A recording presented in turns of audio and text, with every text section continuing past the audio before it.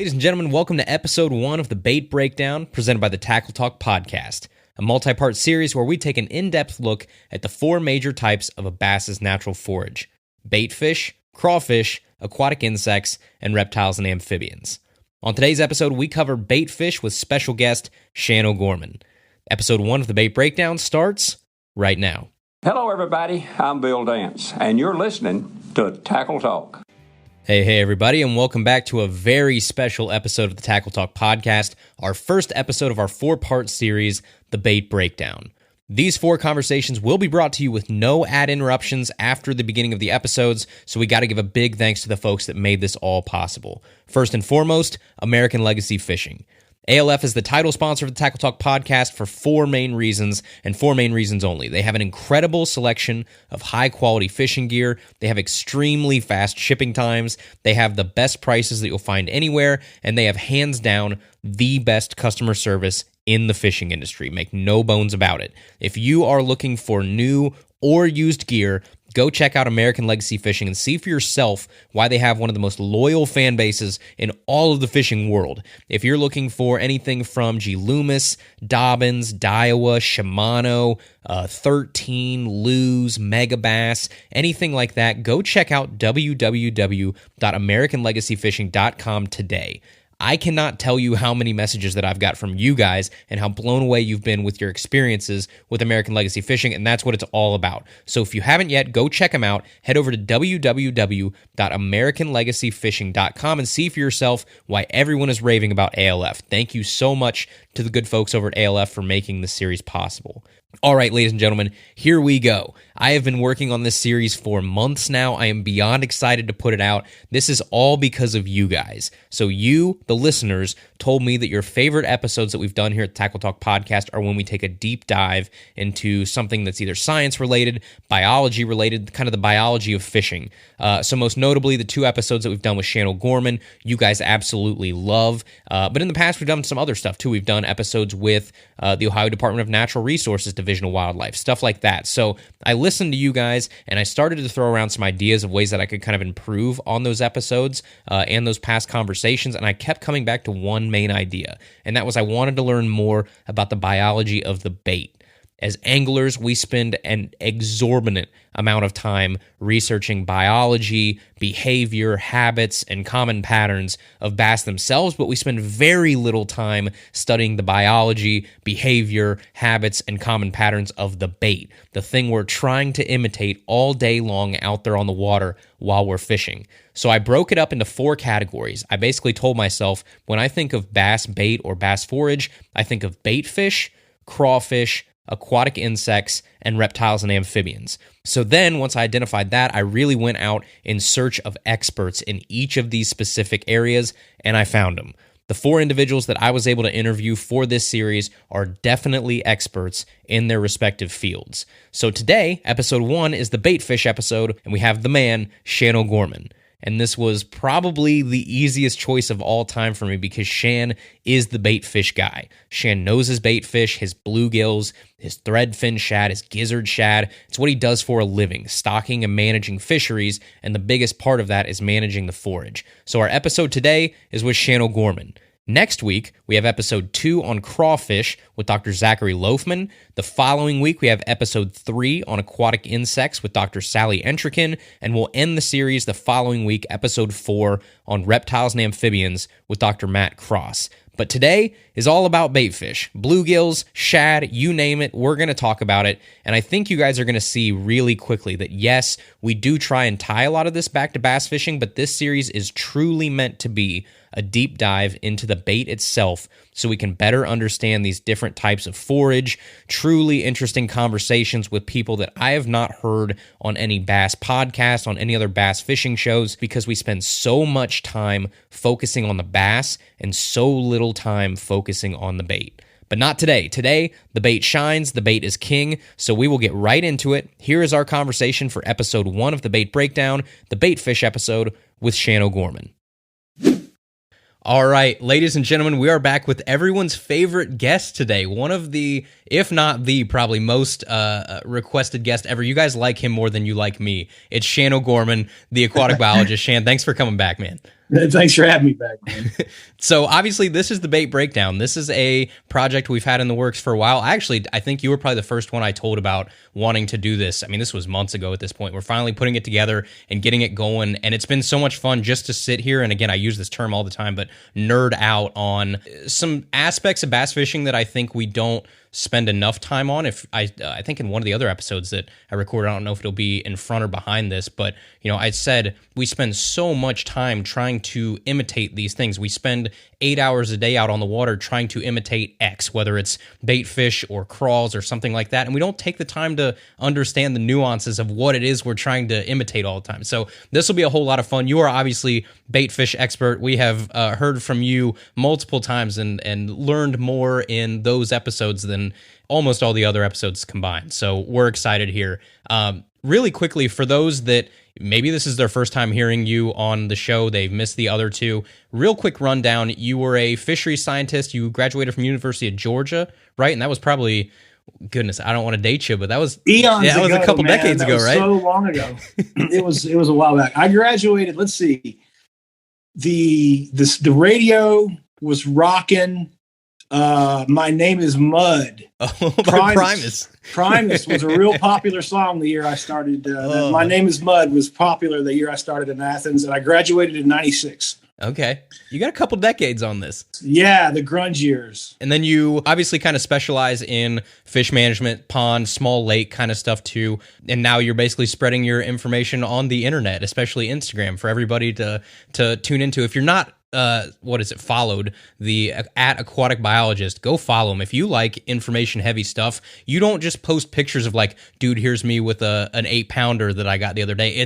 Here's the pattern, here's something. It's always like, let's talk about this. Let's talk about Threadfin. Let's talk about Baitfish. So that's what I always appreciate about you. I'm very curious, before we get started in here, how much of the working knowledge that you have that you're sharing on the internet that we've talked to you about, how much of that has changed since you graduated college and you got your traditional education versus now all the working experience that you have in the field?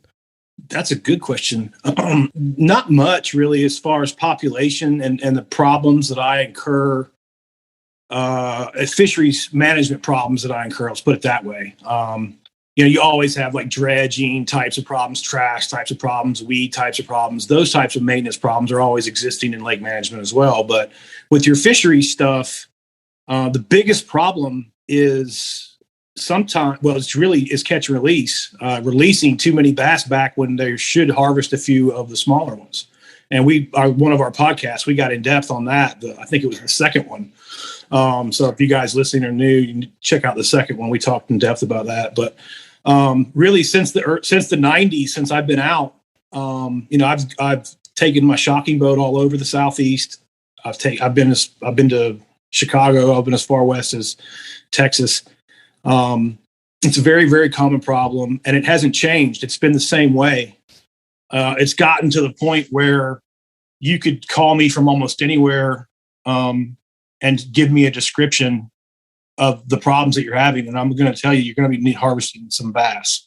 I don't need to even show up anymore most of the time. It's just such a common problem because people think catch and release is how you manage a fishery, and it is, but that's part of the way that you manage a fishery.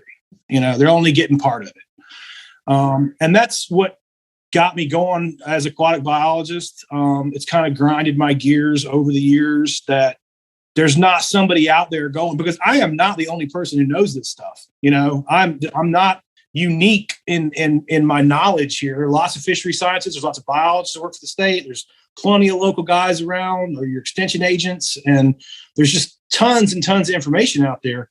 And I try to incorporate that. I try to bring all the state stuff that I can find into the page, and any biologists that follow me, I try to promote. Because like you said, it is an experience-based thing. I got a degree, and I got into a situation where I could use that degree at work. And then I did that for years and years and years. So I kind of sharpened it, and being able to even go online and talk to like professionals. I've got guys from other companies, that are, young guys coming out of school that don't have the fisheries background because their programs didn't have, they came from a completely different type of program or whatever, and didn't get that kind of education. and then getting in, real in-depth conversations with guys who are young professionals and helping them along and helping their fisheries along, because they pick it up real fast. They understand it's not that hard. And I just feel like most of the people that follow me, and even myself included, if I had a pond in my backyard, I couldn't afford me. Right. It's expensive. And so if I'm helping somebody with their pond who can't afford a consultant, I'm not really costing myself any business. And that's why everybody likes you, I think. So I'm excited to dive in. Obviously, today we're getting real nerdy on baitfish. I kind of, for the purpose of this conversation, want to break it down because there are two very wide lanes to go down when you're talking about baitfish. You can go down kind of the bream, sunfish, bluegill side. You can go down the shad side. So we're going to break this down. We're going to start with the bream and the bluegill first. First question, I guess, to get it out of the way. Bluegill, red ear, pumpkin seed, green sunfish, whatever you want to call them. There's a billion different names for these small panfish that we think of when we think of just the term bluegill. Are there any differences in those that I guess bass anglers or anybody interested in the biology of this kind of stuff should know about? Or can we just, for all intents and purposes, lump those all into one category? I think those tend to get lumped into one category. And they're in the same genus, Lepomis. Lepomis is a Greek word that means scales on the gill, I think.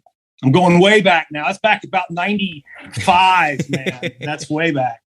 But I think that means they have scales on the gill as Lepomis genus. And so that kind of gives you, I don't know why that sticks in my brain. It kind of helps me remember, So there's lots of different kinds, and there's lots of different kinds like throughout the country. And we could do like this, we could go on for days and days, but let's just go. Why don't we just keep it with the one that's the best one, the one that you need to know, and that's bluegill. And that is a specific name of a sunfish or a bream, however you want to pronounce it. Okay. The specific name that, I would say, well, if I were to go to the fish hatchery and order it to stock in a pond, is I'm stocking 1,000 bluegill per acre. You might sometimes hear somebody call them coppernose or coppernose bluegill. That's a southern substrain. And it's really more of a copper forehead than it is a nose, but you'll see it'll look a little copper band above their eyes, kind of across the top of their forehead. And a bluegill, it does literally along its jawline, it does have some blue most of the time, One defining characteristic of a bluegill is that there's a dark spot right at the base of its dorsal fin, right where its back, kind of the tail side of its dorsal fin. There'll always be a real dark spot. If you think about dipping like a normal pencil eraser in ink and just dipping that and tapping the fish on the dorsal, it'll have a dark spot about that big. That's a real good sign you're dealing with a bluegill. But Google it, look up bluegill, understand how to identify a bluegill. Okay, because that is the best sunfish species, forage species you can have in any pond in North America. All right, if you're going to stock your pond with anything, put bluegill in it. And then for our purposes too, when you're looking for places to fish, because obviously a lot of us don't have ponds to stock, but we're looking for other ponds to fish. We're looking for bluegill heavy fisheries to grow larger bass. Yes, and that gets back into like we were kind of talking about population dynamics earlier before we started, and that's the reason why we're looking for bluegill is because they spawn often, monthly, when the water gets past about 70 degrees. So, up there, probably 2-3 spawns. Down here, 4 or 5, maybe 6, depends. But they spawn often. So you're getting spawning activity. You're getting forage fish being born often into the system. Bluegill are cold water resistant. Doesn't matter if you stock them in Canada or in Florida. They live. They spawn. They thrive.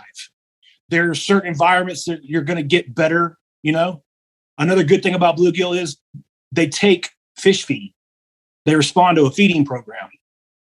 A bigger, healthier bluegill being consistently fed daily has more forage, has more babies, is a healthier fish. It really changes your fishery when you consistently feed. That's a good point then. What do bluegill naturally eat? They are going to be a primary diet on zooplankton and aquatic insects. They're real. Now, I'm not saying a bluegill won't eat another bluegill. They absolutely will. I'm not saying a bluegill won't eat another fish. They absolutely will. But you really don't have to worry about, like, say, bluegill preying on, say, your bass fry until the bond is really far out of bounds. Like, it's pretty far out of whack once the bluegill get to the point where they're consuming all the bass eggs. And it's usually what happens is the bluegill are consuming the bass eggs before the bass are ever even born, when the pond gets that upside down. But as long as you keep a relatively, decent number of predators in your pond, bluegill are the absolute best forage that you can have in any small fishery for that reason, because of the fact they're just such prolific spawners. So when we're looking at a body of water and we've identified a body of water, it says, okay, there's decent bluegill population here. Where are the highest concentrations of bluegill found in a particular body of water? Because I think this is one of the things that'll be really fun later on. We'll get into the differences between this and shad, because obviously there's some glaring differences between where I normally think of finding my heavy bluegill population on, say, a lake, say a big, a public lake or something like that, where I'm going to see the big schools of shad, or not necessarily where I'm going to see the big schools of bluegill. What do bluegill look for in habitat and features, and where they typically hang out in a body of water? Hey, let's think about their biology.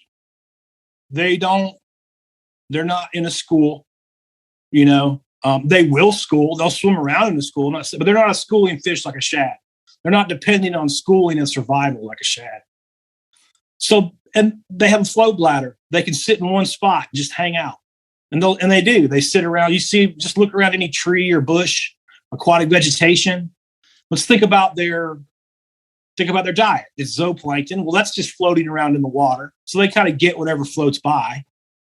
And aquatic insects and that part of the food chain.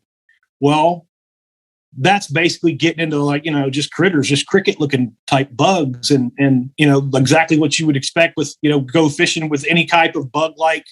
Because go look up aquatic insects, and get some images, and there's only 250,000 different kinds, but they're all bugs, they're all creepy crawlies, and that's what bluegill eat.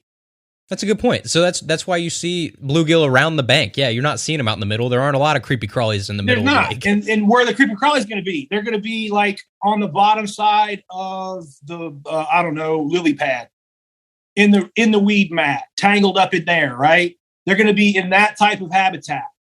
Now, so let's say we've got a nice weed mat with an edge. Now, and then we know the biology of the bluegill is to be a monthly spawner. So if we're looking at water temperatures over 70, we need to find spawning habitat. Well, what is that? People say, oh, it's shallow water. Well, not necessarily.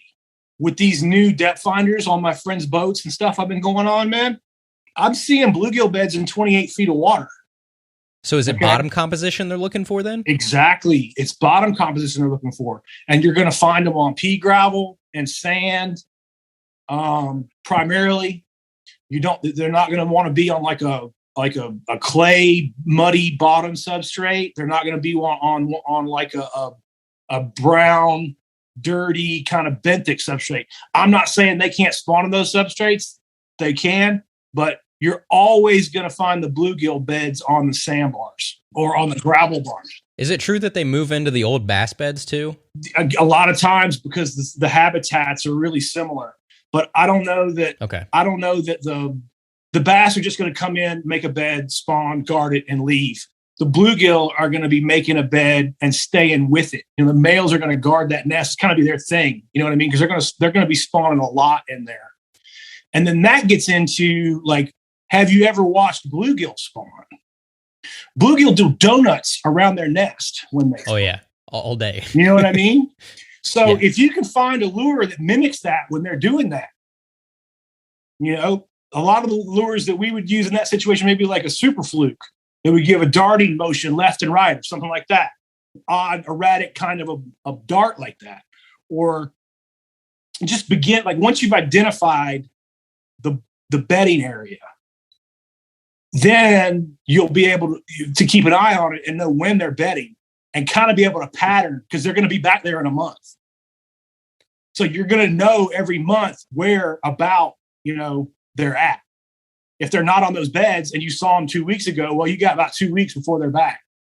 So one of the things that's interesting is like when I identify a big area, I'm thinking these big flats where there's just hundreds and hundreds of bluegill beds all around. Like you said, these things just got their motor going like crazy and they're just spinning in circles. One thing I don't see a ton of is I don't see a ton of bass making their way through that area. Is it smart to, I guess, target like the outsides of this large bedding area as opposed to just going smack in the dab middle of it with a fluke or a super fluke or something like that? Is it smarter to go around the edges of these big areas, or will bass just go through and tear through a 100-yard area of bluegill beds? It's just based on my experience on it, but I kind of feel like the edges are better, especially on those big, massive, like the one that I saw that was down in 28 feet of water. I mean, it went on for 80 feet. It was 30 feet wide, 80 feet long, and down in 20 feet of water. I mean, it's just a massive, just divots down there. And I'm just like, good Lord. And I remember last winter, it was pretty cold here. It was like maybe 40 degrees, 38 degrees or something. I was jigging some kind of vertical pattern off the bottom, and I snagged a bluegill in like 42 feet of water at Lake Lanier. I was on a blade bait. I was jigging a blade bait, vertical. Ripping a vibey or something, yeah. Yeah, he bit a nice bluegill too, a big one, 8-9 incher. But I'm like, what in the world? I mean, what are you doing down in 42 feet of water? Hey, they don't care.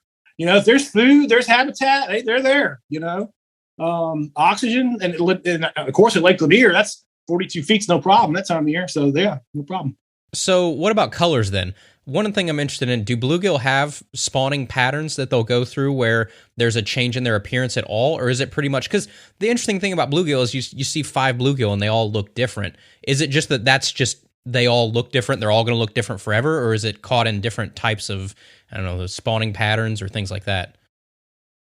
The one thing that, I've read this years ago in an article by a guy who had like a PhD in bluegill studies, and I can't remember exactly what he said, why exactly this is important. I just can't call it to my brain right now, but it's the big dark bluegill with the knots on their head. Those are the big dominant males. Those are like the big mature male bluegill. It's like the bulls. Yeah. Yes. And there is something very important about them. And I just cannot remember what that man said, but I do know, I tell my people, please don't keep those. It's important that you return those to the fishery. Got it. Some sort of alpha male thing, either on the knot or the color or something. Big, dark, black, purple ones go back. They're very, very important to the fishery. The rest of them are probably your females or immature males. And you can keep those. But as a fisheries manager, like I encourage my clients, if they can keep those other bluegill colored, that's fine. But it's that big, dark, black, purple looking one. Those are very important to the system. And again, I just for the life of me cannot remember the reason why that guy said that, but I was like, I will never keep another large male bluegill. So then is there a discrepancy between your big bull gills and the number, I guess, of big bull gills versus female or, smaller males? I don't know. I guess is it kind of like a queen bee situation? I think they're critical to, the reproductive processes and keeping that reproduction consistent, because, you're relying on that reproduction to feed your predators. Every month fish are born, and that's like your recruitment. So, like we've got the pond that we're following over, I've been following it on my page, and right now I just have bluegill and bass and a few red ear in there. And there's a reason for that. And it's that recruitment. You have to be careful about what other fish you stock with your bluegill. You don't want to stock a fish that doesn't reproduce as much.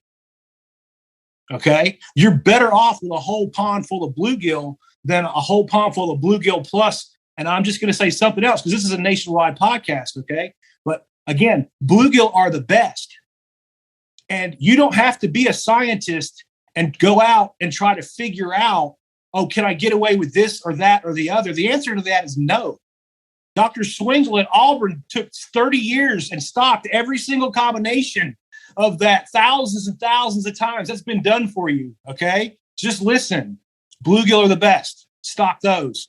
Keep the rest. If you can drain your pond and start over and have just clean bluegill slate, that's usually the best thing to do. If it ain't broke, don't fix it. Don't try and get cute with it. Apparently, bluegills are king. It's simple, effective, and again, when you get into putting a bunch of different species of sunfish together, not all species of sunfish are the same. You're going to be getting green sunfish in there. Green sunfish are predatory on bass fry and only spawn once a year. Okay, they're eating the bass when they're born.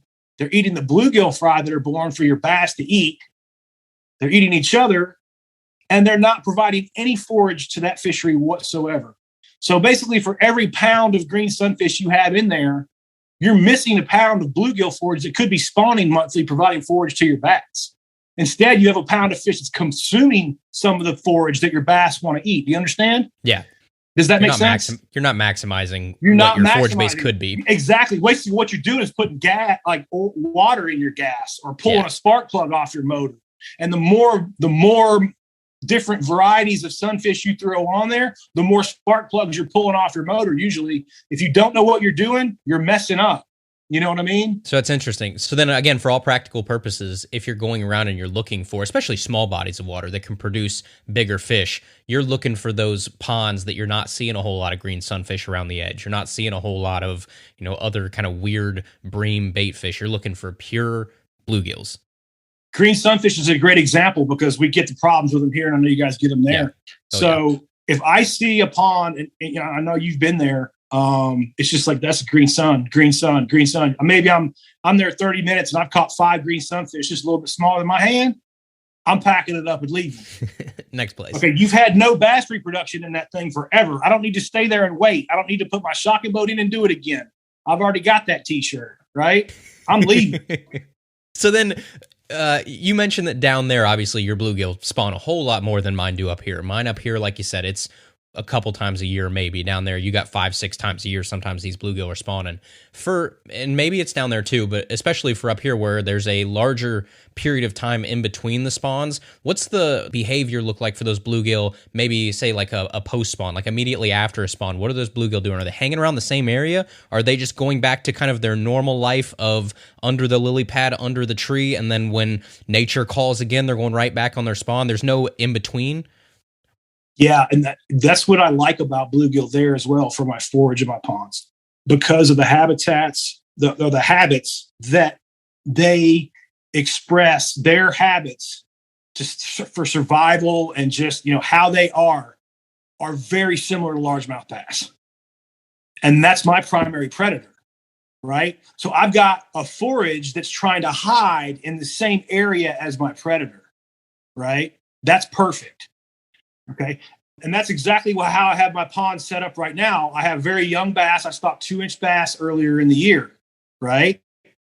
I put 500 bluegill big enough to spawn, 1,000 bluegill per acre at about 1 to 2 inches. And the spawning happened and all that's gone on and everything's working great. But what's critical to that is all that reproduction. Every bit of 2.5 acres and all the feed and everything is going to 100 F1 bass. That's it. That's all the bass in there. Now the textbook will tell you I should have stocked 250. I stocked 100. From this point, we can talk about genetics a little bit, and that's where these bass are now going to be expressing their genetic potential. Okay, because they have an unlimited food resource. So now their genetics really shine. How big can you get on unlimited food? Until you have a pond like this, set up like this, you don't really have to worry about your genetics so much. Your genetics will kind of be important, but if you don't have a fish growing like a freak of nature, like I got these growing, genetics isn't going to help you that much. Protein helps you way, way more than genetics. Right, because they're not getting that upper threshold where genetics matters. Exactly. If that bass is only getting to 4 pounds, it doesn't matter what its genetics are.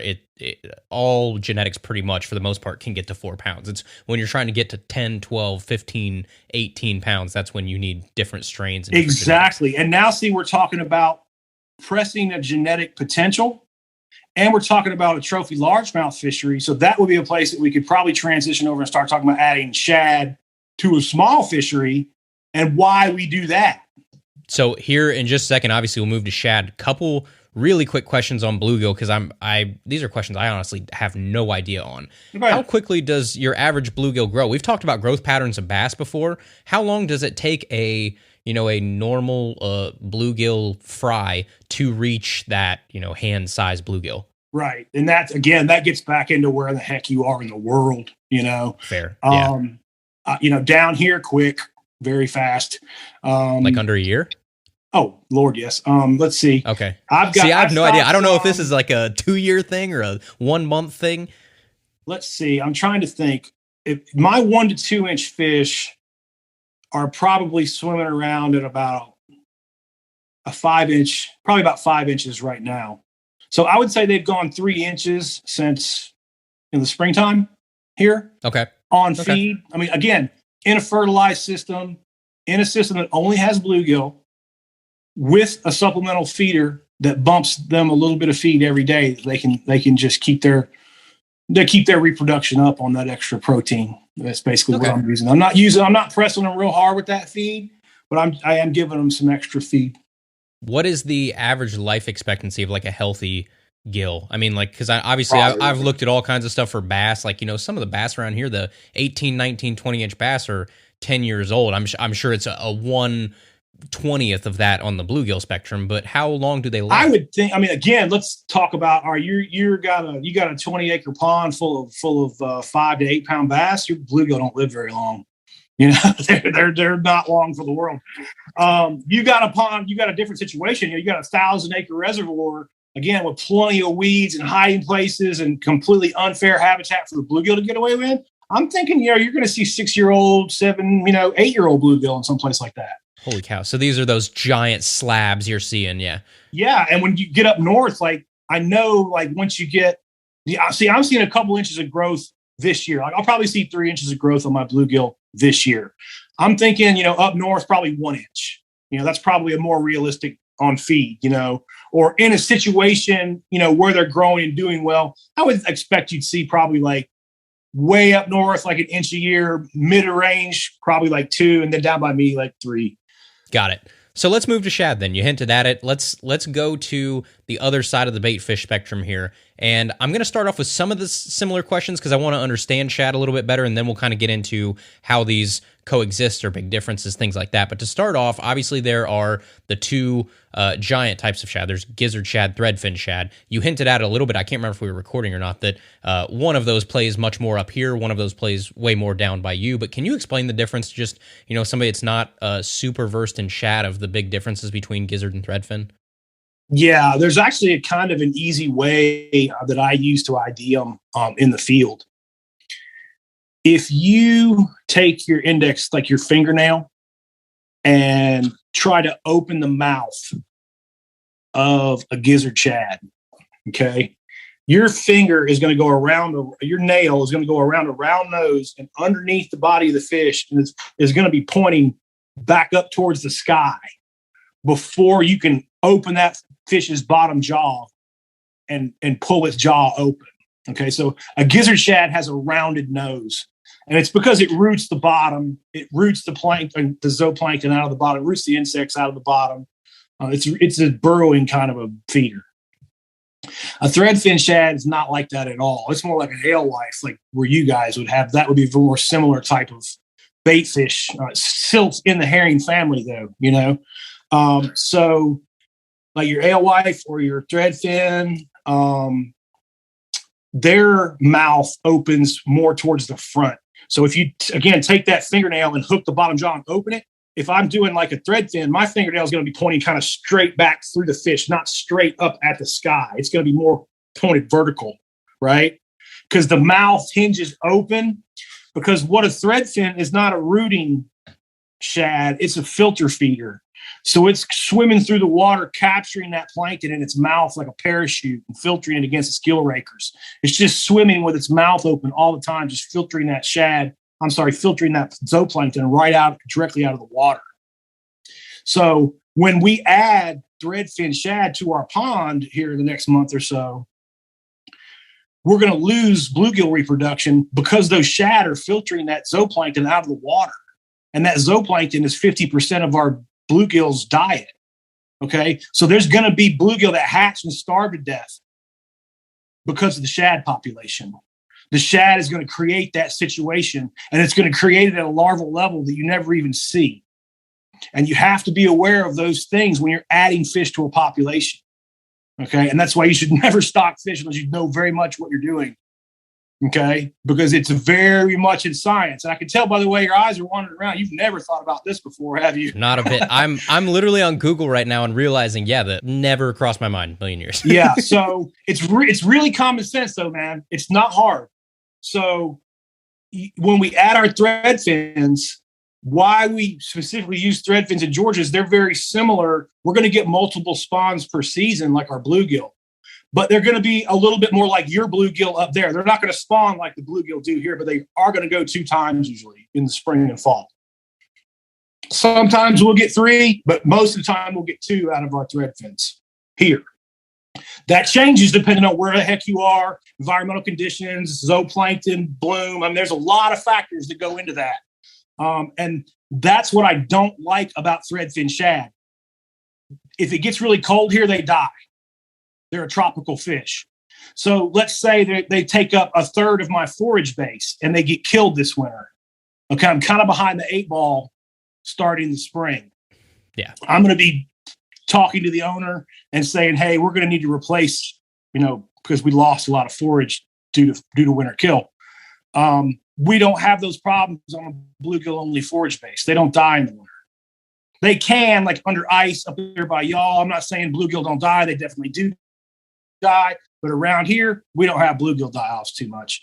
And when you do, it's usually just spawning stress. It's no big deal. But those 2 specific fish together, because, and again, let's talk population dynamics. Right now, I have a pond full of bluegill. So I have a pond full of fish that are all hanging out like my bass. When I add shad, I add a filter feeder that swims out in the open water in schools. It doesn't exhibit the same behavior at all as a bluegill. And the bass start figuring out, okay, look, those fish are actually kind of easy to eat, but they're all out there in the middle. So we have to get on top of this structure. We have to relate to these shade lines differently to take advantage of the bait fish that are actually kind of easy for us to eat. But we still are changing how the bass are feeding, what the bass are feeding on, okay, by adding those shad to it. So by adding those shad are going to feather out sometimes and just all sit under the surface of the water some days. Just sit there. You know how they do. They're strange behaving fish. And that strange behavior changes the way the bass fishing is in your pond. And that's why I stock them. There's no magic to the shad have suddenly grown bigger bass. I can grow just as big a bass on bluegill. Interesting. They change it so it's easier for me to catch the bass. Yeah. That's a good point. Yeah, I mean, because you're right. If these bass, their entire life, from the time that they were stocked until the time you're trying to catch them, have only seen pure bluegills in their bluegill patterns, then you go out and try and throw some things that act a little bit more open in the open water, like shad. Those don't work as well because, again, they haven't been conditioned to adapt their game a little bit more to cover a wide variety of opportunities for them. They don't have those opportunities. You just exactly nailed it. I don't want to give them the opportunity to pattern me or my clients' lures or any of it. So, and that's another. I'll come in with I know you did one on crawfish. Yeah. Yeah. Go get you a couple 100 pounds of crawfish and throw them in your pond. Your red crankbaits are going to work great for the summer. Yeah. That's a good point too. That's something I would have never thought about of again, if you're going to go and try and fish a jig in this pond that only has bluegill in it, you're going to have a little tougher time with bass that have never seen a craw before. You know what I mean? You're right. You have to give them the opportunity to practice their skills of hunting down these different types of forage if you're going to imitate these different types of forage to try and catch them. Interesting. Absolutely. That's something I would have never thought of. So shad, unlike gills, obviously can be freaking anywhere on a body of water. Right. You know, the wind takes them a certain direction. They're in giant balls, things like that. Is there any rhyme or reason to where a school of shad or balls of shad will be most of the time? Like, does it 90% of the time follow wind direction where the zooplankton's being pushed, or are they just the most random fish everywhere, and they could be anywhere on any given day? Well, the thing about them is that they're just a hassle sometimes, because sometimes you can't hardly find them. You know, it's like, I can promise you this, anybody listening, every year, the guys who spent the money on, because threadfin are expensive. You're spending $1,500 for 10,000 of them, and you need 10,000 of them for about every 10 acres of water to get them established. So, Yikes. yeah, you're going to spend some money on, you know? And then here's the thing. You want to go spend $1,500 on shad, they're going to die in 3 months? Right. Nothing hurts your ego like seeing that you just spent $1,500 or whatever on shad, and you walk the bank and they're all dead. Yeah, go get me $1,500 more and I'll bring you some more in March. Oh, yeah, that's a good point. Yeah. But obviously some of those, okay, that's a question too. Shad kills around here. I see them all the time. There's a lake a mile out of downtown Dayton that I think of that just has, like clockwork in the winter, has these giant shad kills where there are gizzard shad as big as my head that are just by the hundreds, and they're dead on the shore. What percentage of fish are being killed on a a winter kill like that versus are surviving? Like, because obviously it just looks like Armageddon when you walk the bank and there's just dead shad everywhere. It's got to be like a small fraction of the shad that are actually in there, right? It depends, really. Kills are funny that way. And I don't have that much experience with like under the ice kills, but I would expect they would be pretty thorough. The fact that you're seeing gizzard shad surviving those kills year after year after year is an indication of the type of fish you're dealing with. You see what I'm talking about? You don't have bluegill running it over. You don't have anything else running it over but gizzard shad. So again, if you can get some stability in those systems for a while, if you can get some predators in there, that's perfect trophy fish forage. And you generally will find your trophy fish around gizzard shad lakes. It jumped out at me very, very obviously just from running an electrofishing boat. And again, I mean, I'm just trying to generalize a lot of different experiences. You know what I mean? But just generally speaking, I mean, I'm definitely not saying go get gizzard shad and throw them in your pond.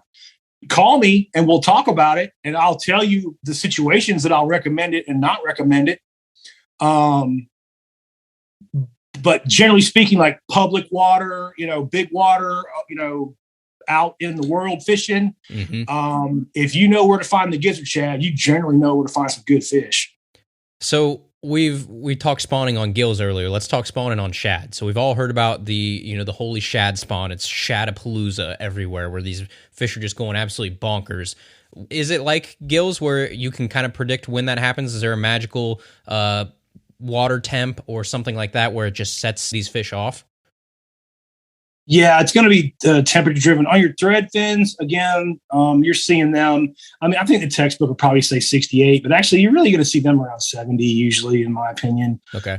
They're pretty like warm water active, and they're going to go in. The thread fins are pretty consistent about doing that kind of thing in the morning, like around the rocks. They like rocks. And they just go in and spawn real quick and then just go back out to the open water. It's like not a big nesting type of thing or anything like that. It's just kind of one of the only times you catch them around the edges. And, when you catch them like that, generally whenever you find them, you're going to find, fish around them, especially when they're spawning and not paying attention. Yeah, it's just a massacre. I've only seen it a handful of times where I've caught them in the morning and they've been up on the banks like you're talking about. And so I'm assuming, but the ones I'm talking about are gizzard shad. So gizzard shad are relatively similar. They're similar. They're cousins. Yeah. Now the thing about it is you're generally only going to get the one spawn a year out of the gizzard shad in the early spring. Yeah. You're not going to get the fall spawn like we get from the thread fins. And sometimes you'll get like a midsummer spawn. And like, I think really with the thread fins, what you get is kind of a few fish that just decide to spawn throughout the year. You get some that spawn in the middle of summer and some a little later. Yeah. That's kind of been my experience with it. I have, and the reason why I'm putting them in the pond that I'm managing right now is when you're able to use the fertilizer like I'm using, the Threadfins absolutely thrive in that environment. And I've noticed, especially with just in experience, especially in lakes like that, where like ponds like that, where it's under 5 acres, but it still holds a plankton bloom, the Threadfin shad really do something different that I don't have any science to back up. I'm just going off my experience, and I'm putting them in there based on my experience, not based on something I read in a paper somewhere. I just like the way the fishing is in the lake. I like the way the fish grow on them. Having 2 different species of fish like that just makes all the difference in catchability and fishability of the fishery over the decade. So you talked earlier when we were talking about the gills of, their body language, I guess, and what they're doing when they're spawning. They're going in circles, their motor's going crazy, they're darting erratically. With the shad spawn, obviously I know what it looks like from above the water, but from below the water, what are those fish do? Obviously I know like biologically what they're doing the birds and the bees, but I mean, as far as like the fish movement, are they all just erratically going crazy and running into each other, like to our plain eyes, if we were able to see under the water? They're just... I think, it's more like, trying to think, probably resemble more like what you would see, like maybe like a walleye or something that's up in a river spawning, where they're just kind of laying eggs over rocks and doing this weird erratic wiggle kind of thing down low, and and they're gone. They're gone. They're not hanging around a long time. They're just always on the menu. You know what I mean? And they have that mentality, and they have that action. They have that. They just always have that kind of nervous energy. Yeah, and that's what I like about them. That. It kind of sets the pond off in a way, like when you catch fish and they trigger and they all just start to bite. There's got to be a catalyst for that, and the catalyst is, I'm assuming, usually the dumb shad. Yeah, the dumb shad. Yeah, and then just kind of based like coming across like a few times where guys are really going to push. We'll be doing it in the pond as well. We'll add gizzard shad to it, but I'm not adding gizzard shad now. I don't need 12-inch shad out in the middle of the pond doing whatever a 12-inch shad does out there, because I got no predators that can eat it. I got nothing close to that. Sounds like for you, you're talking gills to grow, shad for behavior. Yep, and that's kind of how I use them. And then I'll go to gizzard shad probably about year 3. And I mean, my goal this year, and we should see by next June, because we put them in June. We should have 15.5-inch bass that are averaging 2.5 pounds in a year. And we should have close to 20 and almost 5 and 2. Now you can add some gizzard shad. And when you put gizzard shad on them fish, it's kind of stupid. That's when you break the camera out. So that's what I'm doing, and that's why I'm doing it, and that's why I'm doing it in that order specifically. Got it. So if I'm out on a lake, I have located and identified a ball of shad. I've found them out there somewhere. How would you recommend that we target those fish? Like, is it smart enough to just throw in the middle of the ball and let something maybe fall and looks like the dumb dying one, and bass are below? I would assume for the most time the predatory fish are below a ball of bait looking up, right? Right. Okay. So for the most part, you're throwing in the middle. You want it to stick out. There's 500 or 1,000 shad that did what they should have done and all went one way when they saw the predatory fish, and there's the dumb jerkbait that stayed there suspended, gets smashed. I like where you're going with that, and I've got an example to use with that. But let's think about it a little bit different way. I think this is a better way to think about it. Your bass are going to be feeding up on the shad, right? Yep. So recognize structure that gives them an advantage to feed upwards. Okay. Does that make sense? Yeah. So you're looking for and that's going to vary. Structure. Yeah. Generally, you're going to be looking for ledges. You're going to be looking for like stumps near a ledge. You're going to be looking for fast, deep water access. because two things will happen on the ledges. The bass will sit on that ledge and be able to go straight out or straight up really fast, right? Remind me to tell you a story here in a second. But there'll be another advantage. Yeah, there'll be another advantage to that ledge, and the big bass will know it. The big bass will sit right in that ledge, just like I said, it's straight out and straight up. It gives them two places to go instead of one, right? But your smaller bass are going to pack up and are going to push the fish up onto the ledge like a wall. Yeah. Right? So the chaos is going to happen right there. Yeah. They're going to push the schooling fish against the ledges. Remember that.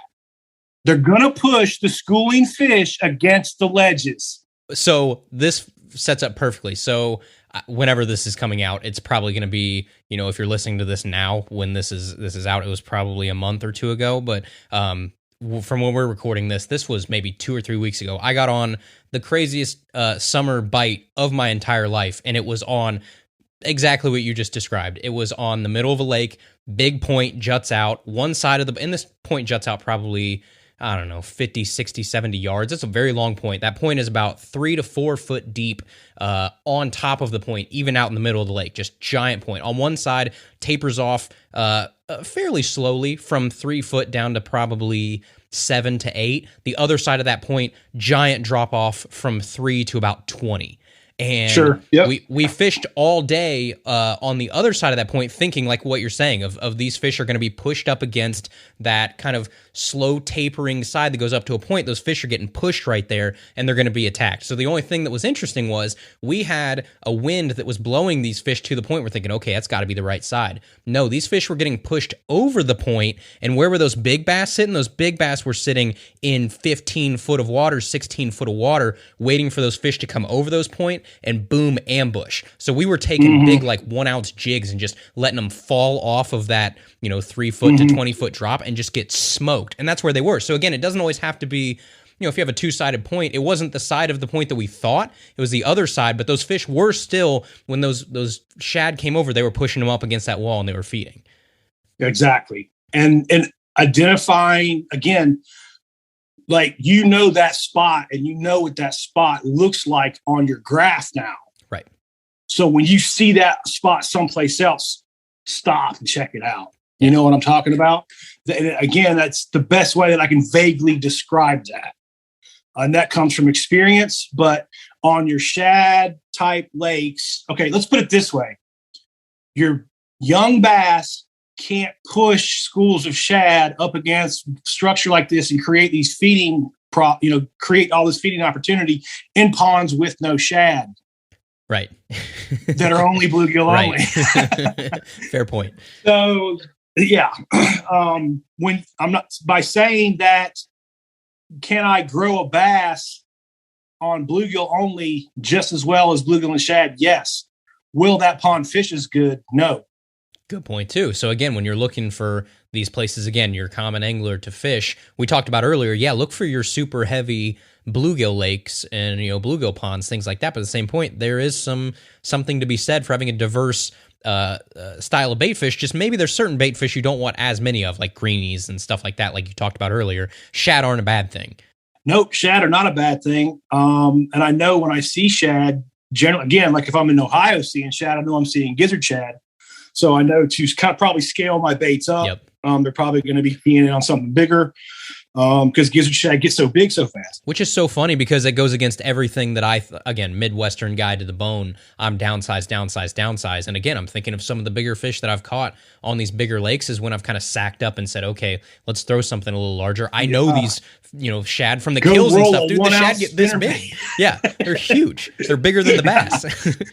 They are. They don't care, man. They're crazy that way. They'll eat them. They love so them. That brings up a good point then too. And one of the podcasts that we did earlier, this was either episode 1 or episode 2 with you, we talked a little bit about fish mortality and about these fish that would die because they would get these big crappie or these big gills stuck in their jowls there, and then they just die because they can't digest the fish.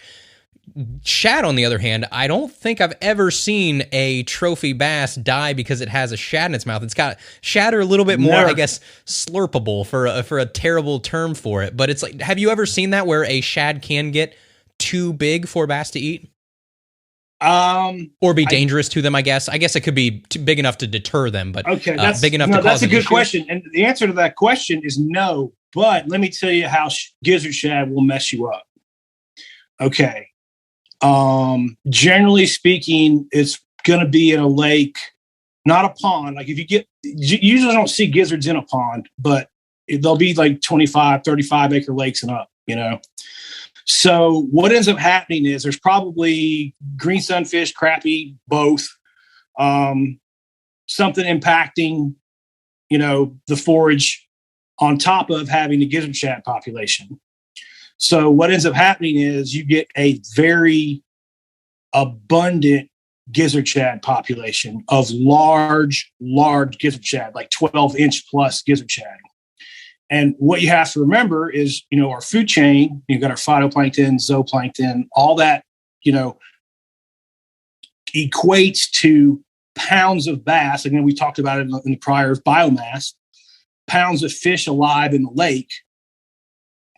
So let's say your lake can support, I don't care, 1,000 pounds of fish. If you have 900 pounds of shad, you only have 100 pounds of game fish. That lake's not going to be very fun to fish. And that's the situation that gizzard shad can put you in if you don't control it. And that's the lake that I was hinting at earlier that's right outside of Dayton. That's what's happened to it. Because earlier in this conversation, I was like, well, shoot, why is this lake not fishing great if it's just got these giant gizzard shad in it? Because it is overrun with, I would assume a lot of the biomass is taken up by gizzard shad, just based on how many I see killed every year. The ones that I do see or accidentally snag or whatever, again, are, dude, I'm not kidding. They're 12, 13 and a half inches is long. They're huge. So they're overrun. Exactly. Yeah. And they get that big so fast. That's the thing. They're not old. They get that big really in a couple of years. 8 inches in a year is what a gizzard shad grows. So you need large predators in place to crush their souls. Okay. Like the ones I just described, they're going to be 2 years old and 5 pounds. Yeah. Put a gizzard shad with that. Right. Once you get a bunch of weak, stunted bass who can't handle a gizzard shad pop, they're going to run you over. And guess what? You're right back into a situation where you need to drain and restock your pond. And I keep go back and beating that drum, and everybody has a panic attack. But a lot of times, if you want to spend the least amount of money and get the best amount of growth, that's the way to do it. Just start it over and catch fish like you live in Mexico for 8 years. So is there anything you can do to a large public lake? Because you can't you're not draining a large public lake that gets to that point. Is there another species you introduce? Is that body of water savable or salvageable? Sure. No. Well, that's getting into really kind of getting, out of my lane. You're going into big fisheries, state management type of things. And when I look at the amount of water those guys manage and the things and the fish that they're growing and being able to sustain, I think the state, the biologists, especially with the budgets that they have in most of the places that I'm familiar with, they're doing a fantastic job with our fisheries, most places. Yeah. And, I see people in Texas, with their Instagram pages, and everybody's oohing and on and following, Texas, everybody's, you put a couple of nice 9-pound bass up and you're going to get some attention. Right. And it's getting those Texas anglers a lot of attention. But what I notice is those guys aren't going, hey, we have the best fisheries biologists in the world managing our fisheries in this state. Those bass you're not catching those bass because you're a superior angler. You're catching those bass because those guys are doing a great job growing. Yeah, because the Texas Parks and Wildlife, the Share-Lunker program is killing legendary. It. They're killing it.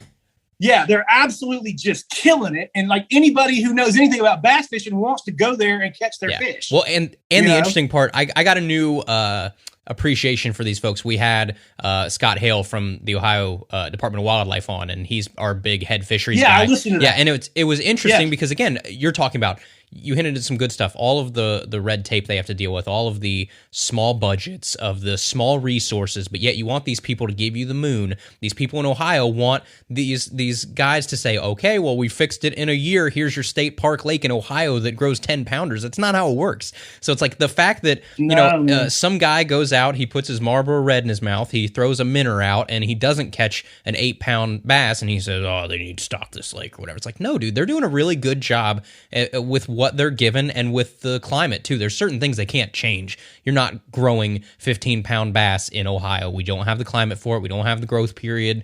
You have to, I don't know. I got a different sense of gratification for those folks talking to Scott and what they do here in Ohio. And again, every state is fairly similar. There's got to be I'm sure there's a handful, but there's not very many states that have the Department of Wildlife just running your stuff into the ground. They are trying their hardest to make sure that they are doing the best with their fisheries they can. Absolutely, man. They're good guys. They're not the bad guys. No, they're not bad guys. I think they catch some flack though. They have some static coming their way from time to time. And that goes. So does everybody else. That's part of everybody's job. But no, like here in Georgia, I agree. They haven't done everything exactly the way I thought they should have, but at the same time, they do a great job. Our license fees, support all that. They've really done well. And considering too, where you get invasive species, I can remember a time when there were no blueback herring in Lake Lanier, and now there are blueback herring. And I was in college when that happened. I can remember like them saying, don't move these fish around. If they get into our reservoirs, we don't know what's going to happen. It could be like a total loss. Again, a blueback herring in the right situation can do the exact same thing as I just described as a gizzard shad doing, where a blueback herring can especially be dangerous because they eat eggs very badly. So, you want to talk about baitfish not to move around, don't move bluebacks anywhere. Yeah. Unfortunately for us, I think they're about everywhere they can be, but that's just one example of we kind of dodged a bullet, and the spotted bass and the striper stocking, and they're doing walleye stocking. And one thing that did happen, I was talking to our local biologist, the blueback herring wiped out the white bass population in Lake Lanier. After they were introduced, that would have not been my guess for the casualty from blueback herring being introduced. Would have been white bass. Yeah, white bass are gone. And so the only we used to have just fantastic white bass runs up our rivers in the springtime, and they were fun. Great. Good fishery, good fun fish to catch, and they're gone. And they do stock some, but the only white bass are stocked now.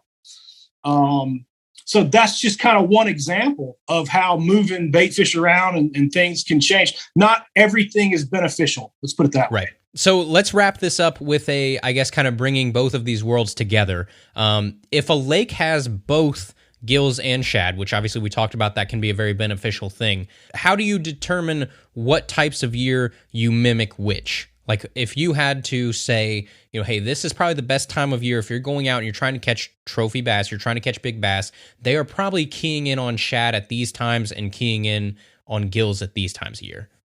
Okay. One thing that comes to mind with that question, and it'll apply to your fisheries in Ohio there, that I've noticed here, with the gizzard shad, pay attention. Okay, the gizzard shad are going to spawn early, right around the time the crappie do. They're an early spawner. They're going to spawn once, but your big female gizzard shad are laying 250,000 eggs of fish. So the spawn is huge. Okay. Now, what happens? Okay, let's go back to the example I just used. When I put my shocking boat in and I discovered that I had all those big gizzard shad, the second thing that jumped out in me was there were no small gizzard shad. Zero. Okay. So again, go back to your biology, pull up Wikipedia, whatever, look up gizzard shad. When gizzard shad gets stunted, they release a pheromone into the water and they stop reproducing. Completely. They just stop. They shut down. So on those years where your shad are stacked up so heavy that they're about to die, they won't have a spawn, and you won't see those young small balls of shad at the surface. Those disappear. And that's an indicator that your shad population is too high. You better get you some gill nets, and you better get some shad out. And if you can thin your gizzard shad down enough, they'll stop releasing the pheromone. They'll start spawning again. They'll be viable forage for you again. And I've literally seen that where you go in with gill nets. Yeah, go in with gill nets, remove the shad. I mean, you got to remove a lot of shad, trust me. But you pull a bunch of shad out with a shock boat and pushing around towards the gill nets. You remove a couple thousand shad out of it. And then, boom, all of a sudden you start seeing that reproduction again the next spring. I had no idea. Are they one of the only fish that'll do that? That'll basically stop reproduction? Yeah, gizzard shad specifically. Yeah, that's only gizzard shad. I did not know that. I didn't know it was possible to not have a shad spawn. Yeah, they can shut themselves down. I've seen it. Okay. So then of these two possible forages, so you have gills or, for this question, I think we can probably rope in all the other varieties too. And then shad.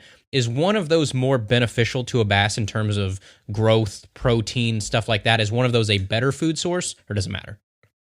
Nah, I think you probably gain a little bit of. Okay, so let's see. Energy transfer, I guess, is the best way to describe that, right? I have bass. It takes a certain amount of energy for that bass to breathe. It takes a certain amount of energy for that bass to hunt, for his heart to beat, for his metabolism to work, right? So I have to have that baseline amount of energy plus extra for it to add protein and grow, right? So it can only go out and feed so many times, right? Say 3 times a day. I'm just pulling that number out. I'm sure it could do more than that, but whatever. We can just say once a day. Goes out, feeds, comes back, consumes that meal. Okay, well, that took energy to do that. So if it goes out and feeds and consumes a 3-inch bluegill, because the average size bluegill in the lake is 3 inches, or it can roll out and consume a 12-inch gizzard shad, it's a pound. It's a big bass. It can eat it too, right? It's going to sit back and wait for the bigger meal. It's burning the same amount of energy. It's not going to run a marathon to eat an M&M unless it has to. Yeah. Right? It knows, like its body instinctively knows, take the biggest meal down. And that's why sometimes you'll get those bites to trigger on those larger baits because it becomes worth it to the predator. It just snaps on them. Like, oh, it's worth it. Boom. Because it's so big. Again, let's not forget the opposite and scaling back and going small, because sometimes that does trigger them as well. But when I'm going to a bigger bait, to a bigger presentation, that is exactly the instinct that I'm trying to invoke. It's just that primal, like, oh, there's a small cheeseburger or big cheeseburger. If I only get one cheeseburger today, I'm going big cheeseburger. It's going big, yeah. And that is where, when you get a lake predominantly full of gizzard shad that are all giant gizzard shad like that, the bass is burning the same amount of energy to eat 1 pound meals. Boom, a pound, boom, a pound, boom, a pound. You got me? Got it. It's not burning those 3 meals. It's consuming 3 pounds of bait instead of 3 bluegill? Yeah. And exerting the same amount of energy. Way huge difference in the amount of energy going in versus out. Versus the amount of energy burned. Got it. And that's how you grow trophy bass. Got it. So final question here. Leave us with 3 lures. If someone listens to this, they are intrigued, they want to go out and they want to get on a gill or a shad bite. 3 lures that you would recommend someone either pick up or have with them. It doesn't have to be specific brands or sizes or anything. Just, I guess, a general direction of some of your favorite imitations of these. Well, I've spent the last almost 30 years now fishing these places, and I have a 3-rod setup. So how about I just break that down? Let's do that. Yeah. You don't need more than 3 rods, man.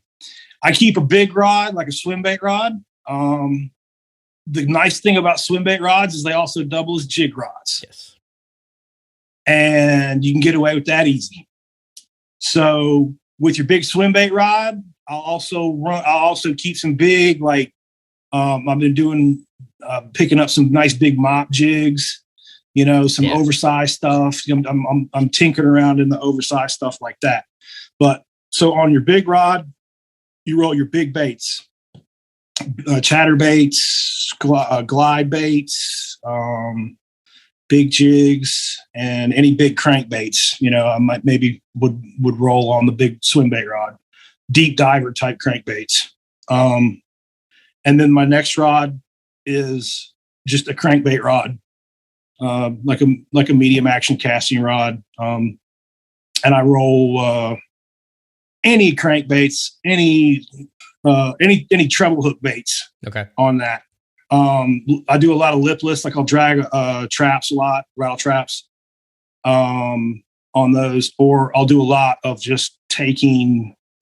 I'm doing a lot of deep diving crankbaits into mid depth water and getting them onto the bottom, banging that bottom, just burying them onto the bottom, just raking them across the bottom. Something I do most of the time anyway. If I'm in 10 foot of water, I'm throwing a DT-16. Like I love that thing to just I do the same try thing. and get to China. Yeah, crushing the paint off of it. The hooks, it's all scarred. It's just battle worn in 3 casts. Yep. But I've had a lot of success doing that. So that's primarily what's going on that rod.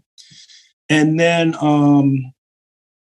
I keep a spinning rod, and it's got just a braided line. I usually go down to maybe like a 12-pound mono or fluoro tippet, and I'll use drop shots or any kind of delicate presentation, like that. Yeah.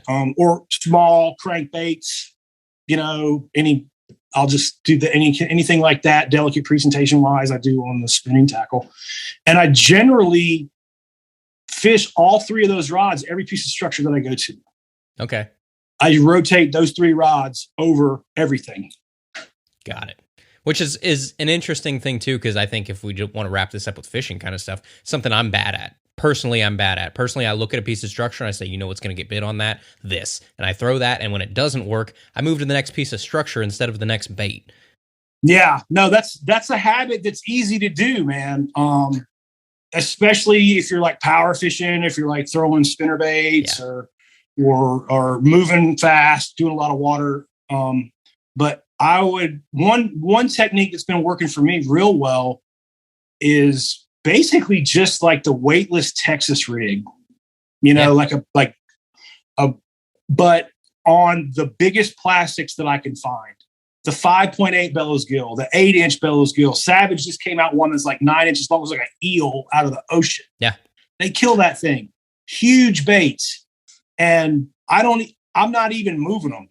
Like I'm throwing them into near. Again, it looks like there's a spot with some structure. You throw in, let that bait settle. Boom, the fish is on. What's the interesting part about bigger baits is, again, with a bigger bait, it's got more plastic, it's got more things to catch water, and it's got more natural motion usually than something smaller and finessey. One of my favorite baits of all time, especially in the summertime to throw, is a Zoom Old Monster, like the 10-inch curly tail worm. Again, just giant. And again, it takes some time because you have to learn to let that fish get the whole thing in its mouth versus setting the hook on the first bite, because it's a big worm to get in your mouth. I can't believe you know that. I used to make that worm at Zoom, dude. I worked at Zoom. Did I ever tell you that? What? No. Yeah. When I was at school, man, Zoom is in Bogart, Georgia, which is right outside Athens. And for about 1.5 years, I made plastic worms, and that worm was one of the worms I made. Yeah. Dude, it's one of my favorite plastics of all time. But I mean, you will not, very rarely, I should say, you will catch me between June and probably beginning of September without one on me somewhere. Because again, it's my favorite, just dead of summer bait of all time, which kind of goes against a lot of stuff you think of when you think of summer. You think of lethargic, a little bit fish. You think of downsizing stuff like that around here. No, dude, throw that out in the middle of a pond. Throw that out in the middle of a lake or off a point or something like that, and let that thing just sit there. It's got 10 inches of plastic on it. You got a quarter ounce tungsten or something. Let that thing just sit there and float. Like you can very slightly drag it. And dude, I've caught, and that's the other thing too, people get intimidated when you have a 10-inch bait. Dude, I've caught 6-inch fish on that 10-inch bait. Like anything, absolutely. A worm especially, because it's so thin and so easily just to be slurped. It's like the smallest fish will get that in its mouth. They'll eat it. They'll again, you'll trigger that it's worth it kind of ideology or whatever instinct in the fish. I've seen it 100 times. I've seen it in tanks. I've seen it in captivity. I've seen it in real life. I've seen it. You know what I mean? It's a real thing. And, you take that and do what you will with it. I get a lot of compliments. It's been great. On the page, people just get to listen to these conversations and they can take away something positive and it helps them catch fish. It's a great honor to be here and talk to you again, my friend. Well, I'm just blown away. You used to make zoom hole monsters. That's the craziest thing. Dude, I made super flukes. I made U-tails. But I mean, come on now, the best zoom bait, the fluke. I mean, the super fluke obviously is got to be ranked up there number one. But then the second one, probably number 1B, is like the 6-inch lizard. Yeah. I've caught very stinking fish on a Zoom 6-inch lizard. Yep. It's one of the ones that I'll go to the weightless Texas rig and just hammer fish with. That was probably the first plastic I ever threw in my entire life, was just those old Zoom lizards, dude. That was the stuff. Or the trick worms, dude. A Zoom trick worm will catch any fish, any body of water, anywhere. I don't care where you are. If there's a bass in there, you'll catch on trick worm. I can't believe you told everyone, man. I can't believe you just did that to us. Let the cat out of the bag on the Zoom trick worm. They know. Now they know. You've done it. Well, everybody, that is, obviously we'll wrap this up, put a bow on this. That is our conversation with Shan O'Gorman. Shan, give him the plug. Tell him where to find you and tell him what you're doing on your page, because it's one of the coolest pages on Instagram. Oh, thanks, man. I'm an aquatic biologist, and you can catch me on Instagram, and I'm just growing bass. I'm a fish farmer. And so just follow along and ask questions and I'll answer them, or I'll find somebody smarter than me who can if I can't. Awesome. Well, that is, ladies and gentlemen, our conversation with Mr. Shan O'Gorman. Shan, thanks so much. Thanks, buddy. All right, ladies and gentlemen, thank you so much for listening to episode 1 of the Bait Breakdown, the Baitfish episode with Shan O'Gorman. Get ready. Next week, obviously, we have episode 2. We have a super interesting conversation with one of the crawfish guys, Dr. Zachary Loafman. So as always, thank you guys so much for listening. I really appreciate you guys. If you enjoyed this episode, please feel free to head over to Apple Podcasts and leave us a written review. That helps a ton. Be sure to subscribe on Apple Podcasts, Spotify, iHeart, wherever you listen to your podcasts. And we will see you right back here next week for episode 2 of the Bait Breakdown here on the Tackle Talk podcast.